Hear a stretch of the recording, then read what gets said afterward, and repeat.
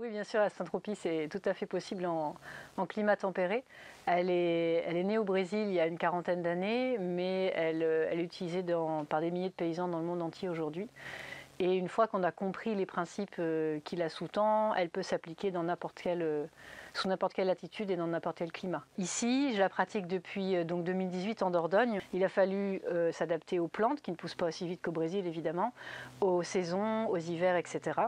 Et du coup, maximiser la biomasse pour pouvoir faire de la perturbation, donc de la taille, pour remplacer les plantes qui poussent extrêmement vite dans les climats tropicaux et par ce que j'appelle des bordures vivantes. Donc c'est totalement possible chez nous, il faut juste augmenter drastiquement la densité de plantation et être autonome en biomasse sur chaque planche.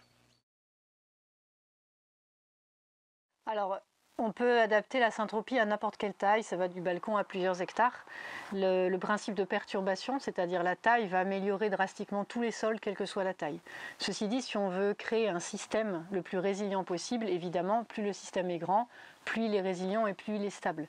On peut avoir un système qui commence à créer son propre microclimat à partir de 70 mètres, 100 mètres carrés. Et on crée des petites zones très compactes, ce que j'appelle des tortues, entre 45 et 300 mètres carrés à peu près, pour créer et pour rassembler toutes les bonnes conditions au même endroit. Donc même si on a des très très grands espaces à faire, mieux vaut faire petit pour voir grand et faire un élevage de tortues au fur et à mesure. En fait, on peut faire des légumes ou des arbres, ou des légumes et des arbres, puisque l'important c'est d'abord de définir son objectif de production.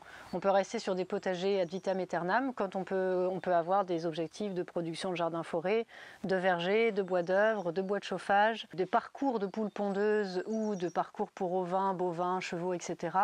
On peut faire du grand maraîchage, on peut faire des toutes petites zones comme on peut faire des grands espaces mécanisés. Et tout ça se plante avec une succession dans le temps qui est envisagée dès la plantation. En syntropie, on ne va pas planter une chose et attendre qu'elle pousse. Si par exemple je veux faire un jardin-forêt, je plante tout au départ, ce qui va pousser dans 2 mois, 6 mois, 5 ans, 20 ans, 250 ans, et les productions vont évoluer dans le temps et dans l'espace. Tout est possible, alors j'avoue que je n'ai pas pensé à la production de lapin angora ou de safran, mais ça doit être possible aussi. On peut travailler à la fois sur des zones complètement neuves ou récupérer et réutiliser des zones déjà plantées, des potagers déjà en route. Les résultats sont immédiats. On va avoir une bonne concentration sur la mise en place, mais la production va évoluer dans l'espace et le temps. En syntropie, on va écrire un scénario pour voir le film de la plantation, de la biomasse et de la production se dérouler dans le temps. Ce qui va pousser dans 2 mois, 6 mois, 2 ans, 5 ans, 20 ans, 30 ans, 60 ans, 150, 250 ans ou plus. Si notre objectif c'est par exemple un jardin-forêt, on va commencer par avoir au tout début des légumes entre les rangées d'arbres, donc le pommier va côtoyer la courgette. Puis on va avoir des poules pondeuses qu'on pourra lâcher à la fin quand le potager sera terminé, au bout de 3 ans à peu près. Puis des petits fruits, des arbres à production rapide, des pommiers, des fruitiers 10-15 ans plus tard, puis du bois d'œuvre beaucoup plus tard, et on aura eu pendant très très longtemps un jardin-forêt comme on le souhaite, sauf qu'il y aura eu beaucoup plus de diversité et une terre encore plus riche et une production dès le départ. Alors la syntropie, c'est à la fois pour les débutants et les experts. Dans certaines formations, j'ai eu des gens qui avaient l'expérience d'un romarin sur le balcon avec d'autres personnes qui avaient 40 ans d'agroécologie dans les pattes. Donc c'est totalement adapté à tous. Bien sûr, les connaissances sur les plantes et sur les processus se font au fur et à mesure. Donc il y en a qui auront déjà un gros bagage et d'autres qui démarreront. Mais comme fondamentalement, c'est la compréhension des principes qui sous-tendent le vivant et l'accélération vers des systèmes d'abondance qui sont la base de la syntropie. Pour l'application sur le terrain, les débutants, c'est parfois plus facile parce que les experts ont des fois la tête très pleine et une certaine manière de voir qui n'est pas toujours facile à détricoter. Mais j'en ai eu beaucoup aussi qui sont très très intéressés et qui sont prêts à tout remettre sur le tapis pour avoir des systèmes beaucoup plus résilients.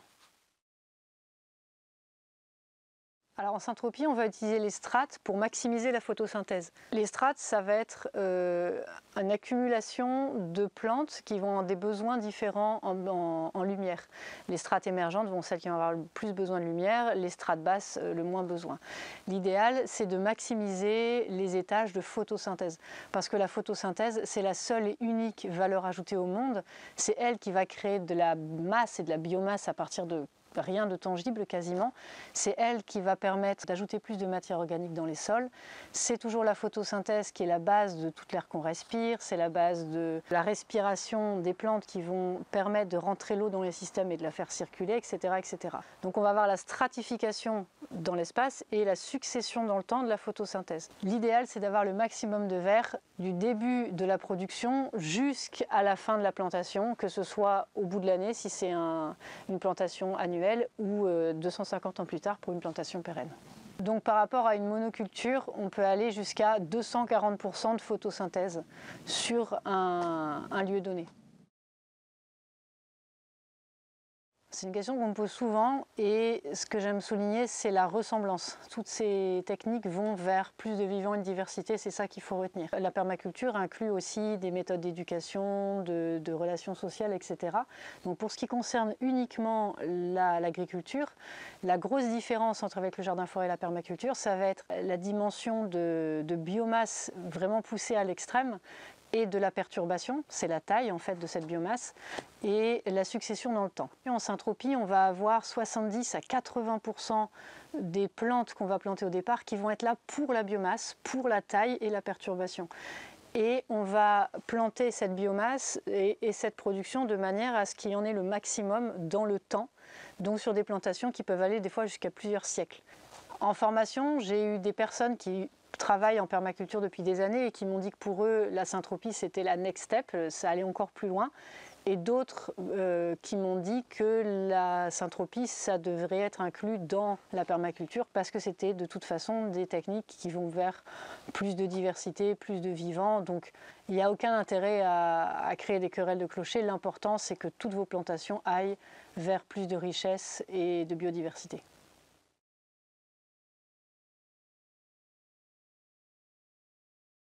Alors le saut du chat, c'est vraiment extraordinaire, c'est vraiment magique. C'est lié à la perturbation. La perturbation, c'est la taille de la biomasse qui va nous permettre de nourrir le sol. Et quand on taille, ça va donner l'information, il faut que ça pousse aux plantes autour.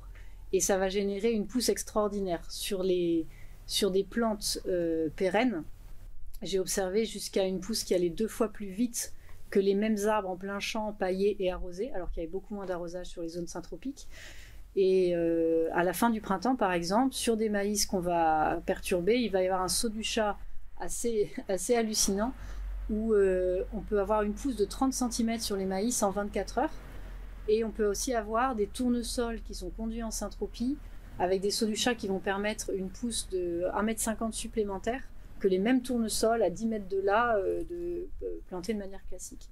Le saut du chat, c'est un terme qui a été forgé par les syntropistes brésiliens et qui est donc cette explosion de la vie du sol et de la pousse aérienne et qui cet emballement gigantesque. Quand la première fois que je l'ai vécu, j'avais 23 ans de jardinage derrière moi et j'avais jamais vu ça. C'est absolument magique. Les tortues, c'est une manière plus poétique de dire qu'on va planter en bloc. On va rassembler la biomasse, l'eau, l'attention, les plants végétaux au départ pour faire créer un petit monde en soi. Comme ce sont des tortues, on va créer des carapaces de verdure qui vont être à la fois faites au début par des plantes annuelles comme le tournesol et le maïs et qui peuvent culminer à 4,50 m, mais aussi assez vite par des plantations pérennes entre lesquelles on va avoir les plantations annuelles et ils vont être entourés par des bords de carapaces qui vont être des haies qui vont supporter parfaitement le soleil et la sécheresse au sud et à l'ouest et qui vont permettre aussi de ralentir les vents. On va essayer aussi d'avoir une maximisation et une autonomie en biomasse pour la nourriture et la protection des sols. Grâce aux strates et grâce au fait qu'on rassemble en un seul lieu, les interactions entre les plantes pour les besoins en ombre et en lumière de chacune et pour le cycle secret de l'eau fait qu'on va créer un microclimat sur une petite parcelle. Et tout ça ensemble permet une bien meilleure résilience aux extrêmes climatiques et une baisse drastique de l'arrosage, même pour les plantations annuelles. Pour nous, ça va être le fait de tailler, de couper, etc. C'est biologiquement et historiquement lié à tous les systèmes d'abondance. Il n'y a pas de système d'abondance sans perturbation. À l'époque, c'était lié à la biomasse animale que nous avons exterminée à 85%. Donc on a exterminé aussi toutes les boucles de rétroaction positive liées à la perturbation et à la taille de ces animaux dans leur milieu. En 120 siècles, on a perdu 92% de la fertilité des sols, ce qui commence à faire beaucoup. Et du coup, pour nous, pour pouvoir remplacer et remonter vers des systèmes d'abondance, on est obligé d'avoir une très grande densification de biomasse et de tailler nous-mêmes. Il y a 5 leviers principaux à la perturbation. Déjà, il y a plus de lumière sur les plants qui restent, il y a plus de biomasse au sol, il y a un effet qui passe par le mycélium, un acide qui va donner l'information à la plante et aux plantes voisines, attention, il faut que ça pousse. Il y a une plus grande résistance aux maladies et aux insectes, et il y a plus de photosynthèse qui se fait sur la plante qui a été perturbée. Pour résumer, la perturbation, c'est ce qui va donner toute l'accélération et la richesse du sol, ce qu'on va appeler aussi le saut du chat. Donc c'est vraiment le levier de l'abondance et elle est complètement indissociable de la pratique de la syntropie. Alors à la question, est-ce que c'est trop cher parce qu'il y a énormément de plantes à mettre? La réponse est non, c'est une idée fausse. L'investissement principal se situe sur les plants greffés qu'on va chercher chez le pépiniériste, donc les arbres, etc. Et tout ce qui est biomasse, tout ce qui est bordure vivante, tout ce qui est plantes alliées, il y a un chapitre entier dessus, justement, on va le multiplier soi-même. Ça veut dire qu'il y aura toujours une préparation en mini pépinière chez soi l'année avant la première plantation.